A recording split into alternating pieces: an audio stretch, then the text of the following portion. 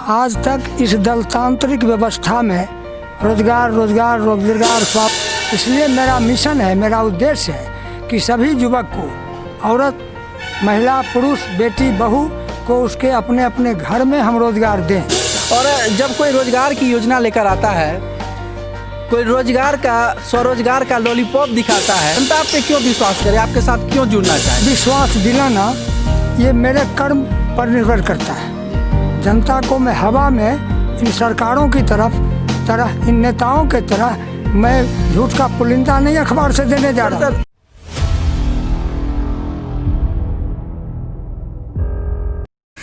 नमस्कार दोस्तों, स्वागत है आपका बी न्यूज़ पर। आज हम कुछ ऐसे मेहमान से मिलवाने जा रहे हैं जो स्वयंसेवी संस्थान के संचालक भी हैं और संस्थापक भी हैं। एक स्वयंसेवी संस्थान एनजीओ है अपने बेगूसराय के अंतर्गत आवाम स्वावलंबी संस्थान, उसका पेपर है, चूँकि हम देख के ही पढ़ रहे हैं, इसका नाम चूँकि नया है और जन जन के जवान पर अभी चढ़ा नहीं है यह नाम अभी बलिया के लिए बिल्कुल नया है। और हमारे साथ जो हमारे आज मेहमान हैं वो आज आए हैं बलिया में जगह देखने के लिए, और यहाँ पर इस आवाम स्वावलंबी संस्थान का ऑफिस बनाएंगे और यहाँ पे बच्चों के लिए शिक्षा, महिलाओं के लिए रोज़गार और उन बेरोज़गार भाइयों के लिए भी स्वरोजगार के लिए ये लोग काम करेंगे। जहाँ तक इनसे अभी आपसे इंट्रोड्यूस होने से पहले जो बातचीत हुई उससे पता चला।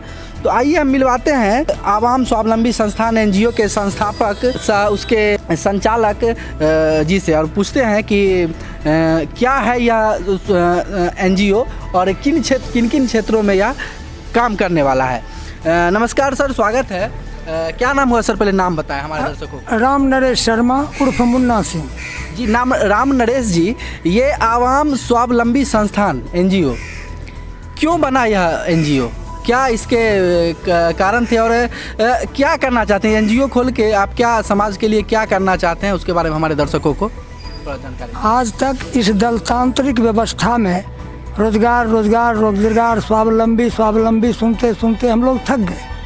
पूरे देश घूम के देखा हमारे बिहारियों की क्या दशा वहाँ होती है, हमारे बेरोजगार युवक किस तरह से वहाँ अपमानित होते हैं। इसलिए मेरा मिशन है, मेरा उद्देश्य है कि सभी युवक को, औरत, महिला, पुरुष, बेटी, बहू को उसके अपने अपने घर में हम रोजगार दें।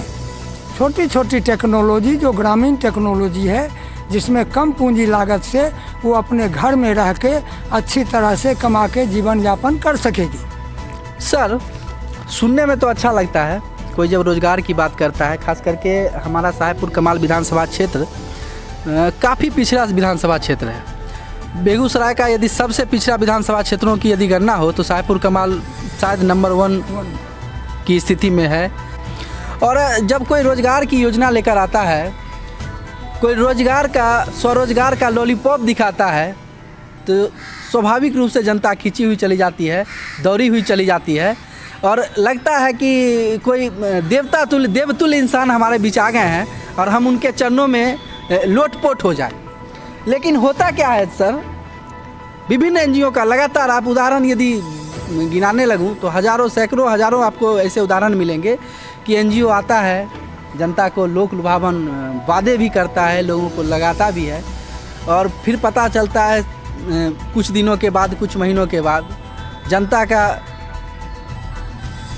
को उल्लू बना के निकल लिया। जनता को जो था जनता के पास उसको भी लूट के निकल लिया।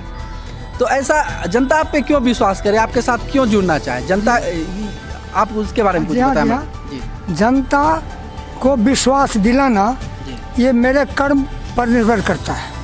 जनता को मैं हवा में इन सरकारों की तरह इन नेताओं के तरह मैं झूठ का पुलिंदा नहीं अखबार से देने जा रहा। सर, एक चीज़ और, चूँकि चुनावी माहौल भी है, चुनावी सरगर्मियाँ तेज हैं इसमें जब कोई एनजीओ आता है तो लोगों को और शंका करने पे लोग मजबूर हो जाते हैं। कोई यदि जनता के हित की बात कोई करता है तो जनता को कहीं ना कहीं अंदर से एक डर सालने लगता है, जो आज़ादी के इतने सालों बाद भी यही लोक लुभावन वादे, यही लोक लुभावन बातों के चपेट में आकर लड़का बार बार मूर्ख बन रही है, बार बार लगातार मूर्ख बन रही है। और इनको जनता को जो इस बेरोजगारी, इस अशिक्षा के कीचड़ में जो धंसे हुए हैं, जनता के पैर धंसे हुए हैं, उसको बाहर खींचने वाला कोई नहीं है। बस लोग आते हैं, लॉलीपॉप दिखाते हैं और फिर जोर से धक्का मार के चल देते हैं अपना उल्लू सीधा करके। तो ऐसे में जब हमारा समाज और हमारे समाज के बीच लगातार ऐसे उदाहरण बार बार देखने को मिल रहे हैं, लोगों का अविश्वास, इन सब संस्थाओं के प्रति अविश्वास होना जाहिर सी बात है और जायज़ सी भी बात है। तो सर, इसको लेकर आप थोड़ा सा हमारे दर्शकों को थोड़ा क्लियर करें कि आप कैसे कीजिएगा, जनता का विश्वास कैसे जीतिएगा, इसके लिए कुछ प्लानिंग करके आए हैं? हाँ, एकदम प्लानिंग है जी। मैं ज़मीनी स्तर से मैं बेरोज़गारी दूर करने के लिए मैं कॉटेज इंडस्ट्रीज यानी घरेलू उद्योग का प्रशिक्षण दिलवाएंगे। अभी मैं ज़मीन पर आया हूँ, 1910 में मेरे संस्था का रजिस्ट्रेशन हुआ है। 10 से अभी तक मैं चुप से इसको शनय शनय कश्यप गति से बढ़ाते चला गया। फिर से बोलिएगा सर, कब संस्था का हुआ? 2010 में। 2010? जी हाँ। हाँ, उस समय से मैं ये तय कर लिया था, ये लॉलीपॉप वाली बात जो आपने तो कहा। सर, पिछले 10 सालों से ये संस्था क्या कर रही थी जब रजिस्ट्रेशन 10 साल हो? जी हाँ, इसलिए कि संस्था उस स्थिति में नहीं थी, संस्था प्रिपेयर नहीं थी कि हम लोगों को प्रशिक्षण दे करके अभी एक ट्रेनर को हम बाहर से बुलावें, उसमें एक्सपेंस होगा, खर्चा होगा, संस्था न अर्निंग है, अभी संस्था में कोई बैलेंस नहीं है। तो मैं बहुत सारा ट्रेनिंग मैं खुद जाके लिया, बहुत सारा ट्रेनिंग मैं खुद जाके लिया जी। जैसे मशरूम का ट्रेनिंग लिया, पापड़ अचार बनाने का ट्रेनिंग लिया, बड़ी तिलौड़ी बनाने का ट्रेनिंग लिया, अगरबत्ती धूप बत्ती बनाने का ट्रेनिंग लिया। ये सारी प्रशिक्षण मैं खुद घूम घूम के लिया हूँ संस्थाओं में जा करके, ताकि कल हमारे ऊपर ऐसा ना हो कि हम 10 गो युवक को तैयार कर लिए, 5 गो महिला को तैयार कर लिए और ट्रेनर को बुलाने के लिए मेरे पास पैसे नहीं। मेरे संस्था का मिशन है उनके निज इच्छा शक्ति, संसाधन और संभावनाओं को देखते हुए कार्यक्रम हम तय करेंगे। उनकी क्या इच्छा शक्ति है, इस क्षेत्र का संभावना क्या है। जैसे आपने कहा, सबसे बड़ी चीज़ वही होती है सर कि क्षेत्र, हर एक क्षेत्र की अपनी एक संभावना होती है, हर एक क्षेत्र का अपना एक रिक्वायरमेंट होता है और एक फुलफिल करने का एक क्षमता होता है। उन्हीं क्षमताओं पे यदि काम किया जाए तो वाकई में एक बहुत बड़ा रिजल्ट सामने मिल सकता है, यदि प्रयास सही दिशा में, सकारात्मक दिशा में हो तो स्टेप टू स्टेप, कदम पर कदम, एक जगह एक यूनिट से जब मेरा बलिया शुरू होता। आपने एक बड़ी मार्के की बात कही, इस जिला में अगर कोई पिछड़ा हुआ विधानसभा है तो वो साहेबपुर कमाल है, जिसके अंतर्गत बलिया प्रखंड भी आता है। इसीलिए मैं भी सामाजिक कार्य करता हूँ, पूरा सर्वे करके देख रहा हूँ और देख लिया कि बलिया से ही क्यों गांधी जी चंपारण जाके आंदोलन शुरू किया। गांधी जी के आंदोलन करने का और जगह तो था, वो गुजरात से डांडी से चंपारण क्यों गए? इसलिए वो सबसे पिछड़ा, दलित, शोषित और शासित था। तो ये पिछड़ा वर्ग है, सर्व संभावना, सब कुछ है इसके पास। इसके पास किसी बात की कमी नहीं है, न जमीन की, न पूंजी की, न आदमी की, न कार्यकर्ता की। लेकिन संसाधन रहते हुए भी मार्गदर्शक नहीं है। इसलिए मैं बलिया को चुना और बलिया से ही इस कार्यक्रम की मैं शुरुआत श्री गणेश करने जा रहा हूँ।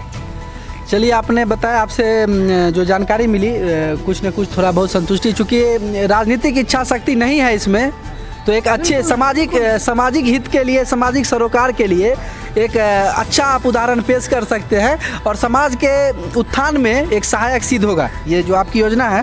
और चूँकि आपका जल्द ही ऑफिस भी यहाँ पे खुलने वाला है बलिया के अंतर्गत, अगले महीना में उद्घाटन आप करने वाले हैं, तो आपका स्वागत है बलिया की जनता के तरफ से, मैं बी न्यूज़ के परिवार की तरफ से आपका स्वागत करता हूँ, अभिनंदन करता हूँ। और अपने टीम के बारे में कुछ बताएं सर।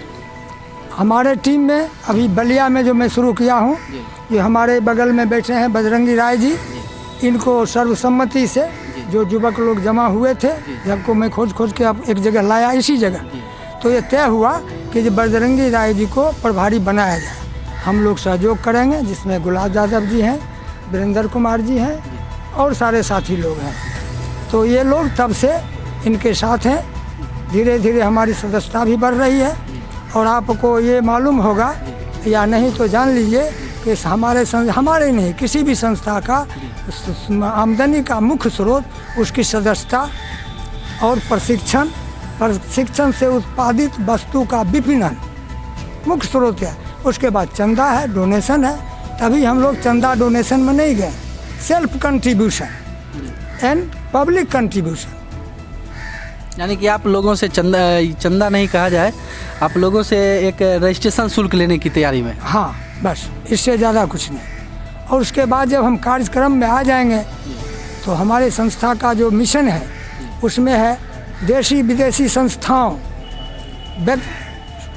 व्यक्तिगत समूह से संपर्क करके उनसे सहयोग लेके हम संस्था को आगे बढ़ाने का काम करें। व्यक्तिगत रूप से आपसे मेरा संपर्क हुआ, कल आपको हम जब कार्यक्रम में आ जाएंगे तो हमारा नैतिक अधिकार बन जाएगा कि श्रीमान 5000 रुपया दीजिए चंदा, ये आइटम खरीदना है, ये मशीन खरीदना है, एज ए एग्जाम्पल। इस तरह से। लेकिन जब तक मैं ज़मीन पर खड़ा नहीं हो जाता हूँ, जब तक मेरा प्रोजेक्ट शुरू नहीं हो जाता है, तब तक मैंने तय कर लिया है कि किसी से डोनेशन के लिए नहीं जाऊँगा। अपने सदस्य जो जुट रहे हैं इसी सब से हम self and members contribution. Sir, एक मेरा पर्सनल सवाल था। जी हाँ, जरूर। कि आप एक अच्छा काम, एक अच्छा नीति, एक अच्छा तरीका लेके आए हैं हमारे बलिया की जनता को, खास करके बेरोजगार युवाओं के लिए और उनसे भी ज़्यादा महिलाओं के लिए एक बहुत ही सबलता वाला काम होगा। एक उनको शक्ति देने का, एक ताकत देने का आप काम कीजिएगा। लेकिन सर, इस चीज़ की शुरुआत के लिए ये चुनावी मौसम ही क्यों आपने चुना? नहीं, चुनावी मौसम नहीं है। क्योंकि आप बता रहे हैं कि पिछले 10 साल से रजिस्ट्रेशन हो चुका है इसका, और आप चुनावी मौसम में इस चीज़ को ला रहे हैं। जी नहीं, चुनावी मौसम अभी आया है। हम 1 साल से यहाँ कार्यरत हैं बलिया में। 1 साल से लोगों को जोड़ने का काम हम कर रहे हैं। अब हम उस स्ट्रेंथ में आ गए हैं, 25-50 ऐसे युवक जुड़ गए हैं, अब इसको हम खड़ा कर सकते हैं। चुनावी माहौल में नहीं है, मुझको किसी नेता से कोई डोनेशन नहीं लेना है और नहीं किसी के सपोर्ट करना। हम non political and non government organization है। आपके टीम के कुछ मेंबर भी यहाँ पे हैं, साथ में हैं हमारे बलिया के, जिनको आप प्रभारी जो हैं बजरंगी राय जी, वो भी आपके साथ हैं। हम इनसे भी थोड़ा सा जानने की कोशिश करेंगे दर्शकों, कौन सा ऐसा रीज़न था, क्या अच्छाई लगी इस संस्था में कि ये इनसे आकर्षित हुए और इसमें जुड़े। इनके टीम के कुछ मेंबर भी हैं साथ में, हमारे गुलाब जी हैं और वीरेंद्र जी हैं। आइए हम बजरंगी राय जी से थोड़ा सा इंट्रोगेट करें, थोड़ा उनसे बातचीत करके जानने की कोशिश करें कि क्या है संस्था और किस रूप में ये ले रहे हैं इस संस्था को। सर, स्वागत है आपका सबसे पहले हमारे न्यूज़ पे। सर, आपके हिसाब से आप क्या चीज़ से प्रभावित हुए और क्यों आप इस संस्था को बलिया में, चूँकि आप पहले भी सामाजिक और राजनीतिक कार्यों से जुड़े रहे हैं। दोस्तों, पिछले शायद आपको याद होगा चुनावी मौसम, जब पंचायत चुनाव था, उसमें हमारे सर बजरंगी राय जी, इनकी धर्मपत्नी जी भी खड़ी थी, कैंडिडेट के रूप में थी। और अब फिर लगातार ये सामाजिक कार्यों से लगातार अनवरत जुड़े रहे हैं और आज एक सामाजिक संस्था को बलिया में लाने का ये इन्होंने फैसला किया है। और फैसला क्या, इन्होंने लगातार जो काम किया उसको एक नया मूर्त रूप देने का प्रयास किया है। तो सर, क्या ऐसा लगा? विभिन्न तरह के सामाजिक संगठन आप भी देखते होंगे कि बहुत सारे सामाजिक संगठन समाज के लिए लगातार फ्रॉड साबित हो रहे हैं। फिर आपको इसमें क्या सच्चाई लगी, जनता से इसको क्या फ़ायदा मिलेगा? जनता के लिए आप लगातार काम करते रहे हैं, तो इसमें आपको जनता के लिए क्या लग रहा है कि क्या संभावना दिख रही है? हमारे पास बैठे हुए सदस्य और दर्शक जो भी हैं, उनका स्वागत है। हम इनके एनजीओ से जुड़ने के बाद इनसे प्रभावित इनके सर्कुलर से हुए। इनका उद्देश्य काम करने का जो भी है, इसमें राजनीति से कोसों दूर है। न ही राजनीति पार्टी का किसी का विरोधी है, न किसी का सपोर्टर है। हम इनसे प्रभावित होकर इनसे चर्चा किए कि बलिया में इस कार्य को आप प्रारंभ कीजिए। तो फिर इन्होंने तय किया और कुछ सदस्य को जमा करके इन्होंने बोला कि आप बलिया का कार्यक्रम प्रभारी बनिए, हम आपको बनाते हैं और संचालन कीजिए। हमारा कार्य में आप सहयोग कीजिए, मदद कीजिए। इसमें राजनीति से हट के समाज का बिना पूंजी का समाज का स्वावलंबन करने का मतलब इसमें अवसर है और सेवा करने का। सामाजिक कार्य से जुड़े रहे सब दिन, इसलिए राजनीति पार्टी से हट के हमको इनका NGO आवाम स्वावलंबी संस्थान अच्छा लगा, इसलिए इनसे प्रभावित होकर हम सदस्य बने, ओनली फॉर सदस्य बने। सर क्या है योजना, आगे की योजना क्या है बलिया के लिए? आप कहाँ से शुरुआत करने की, चूँकि अब तो ऑफिस की स्थापना से पहले आप ज़रूर कुछ ना कुछ योजना बना के आए होंगे और आपको शायद पता भी हो, चूँकि आप बलिया के को लीड करेंगे इस संस्था के द्वारा और बलिया के लोगों को प्रशिक्षित करेंगे और स्वरोजगार में उनको सम्मिलित भी करेंगे। तो क्या है योजना, शुरुआती योजनाओं के बारे में यदि कुछ आप दर्शकों को बताना चाहें तो? शुरुआती योजना अभी जो 90 कोरोना चल रहा है, इसमें इनके NGO के मार्फत मास्क हम कुछ फ्री में बांटने की तैयारी में है। आगे आत्मनिर्भर भारत का जो भी काम है उसमें इन NGO के मार्फत कोशिश हमारा ये अनुमंडल कार्यालय का रहेगा कि कम से कम 10,000 बेरोजगार को पंजाब, दिल्ली, हरियाणा जाने से रोकें। अगला उद्देश्य टारगेट हमारा यही है। इसमें हमको किसी से वैसा मदद नहीं लेना है जिसमें कि NGO की बदनामी हो। बहुत बहुत धन्यवाद सर, आप दोनों ने हमें समय दिया और आपके तमाम कार्यकर्ताओं का भी बहुत बहुत धन्यवाद जिन्होंने अपना कीमती समय हमें दिया और हमें जानने का अवसर मिला आवाम स्वावलंबी संस्थान NGO के बारे में। धन्यवाद सर। और दोस्तों, जैसा कि आपको पता चल गया होगा, अभी हम लोग बात कर रहे थे सर से, NGO के संस्थापक सर से और हमारे बलिया अनुमंडल के जो कार्य समिति के जो अध्यक्ष है नियोजित हुए हैं, तो उनसे बात की और हमने समझने की कोशिश की कि ये NGO क्या कार्य करेगा और किस तरह से कार्य करेगा और इसकी आने वाली योजनाएं क्या है और इसे खास करके जनता को इससे क्या लाभ मिलने वाला है, आम आवाम को, समाज के अंतिम पंक्ति में अंतिम तबके के लोगों को इससे इनके NGO से क्या फ़ायदा मिलने वाला है, क्या सहयोग मिलने वाला है। और जहाँ तक कि इनसे बातचीत से हमें ये समझ में आया कि ये लोग जो अपना संस्था है पिछले 10 साल से ये लोग इसी पर काम कर रहे थे, चूँकि रजिस्ट्रेशन पिछले 2010 में ही हुआ था और आज अभी 2020 चल रहा है और इन्होंने लगातार इस पे काम किया है, इस पे वर्क किया है, एक मजबूत तैयारी की है और मजबूत तैयारी के साथ ये आज हमारे समाज के बीच उतरने के लिए, फील्ड में, मैदान में उतरने के लिए तैयार हैं और एक अच्छा काम का हमेशा स्वागत होना चाहिए। तो मैं अपने दर्शकों से भी अपील करूँगा कि कोई समाज में कोई जनहित का कोई काम ऐसा हो, कोई राष्ट्रहित का कोई काम ऐसा हो, समाज हित का कोई काम ऐसा हो तो उसका खुलकर खुले दिल से उसका सहयोग करना है और समाज को एक मजबूती देनी है। मैं इसी तरह के तमाम लोगों से, तमाम हस्ती से, तमाम शख्सियतों से आपको मिलवाता रहूँगा और मिलवाने की कोशिश करता रहूँगा और आप लोगों का प्यार इसी तरह बरकरार रखिए। यदि YouTube चैनल पे आप देख रहे हैं तो चैनल को ज़रूर से ज़रूर सब्सक्राइब कर लें। यदि Facebook पे आप देख रहे हैं और अभी तक हमारे चैनल को फॉलो नहीं किया, लाइक नहीं किया तो लाइक करें, फॉलो करें। तब तक के लिए धन्यवाद। जय हिंद, जय भारत।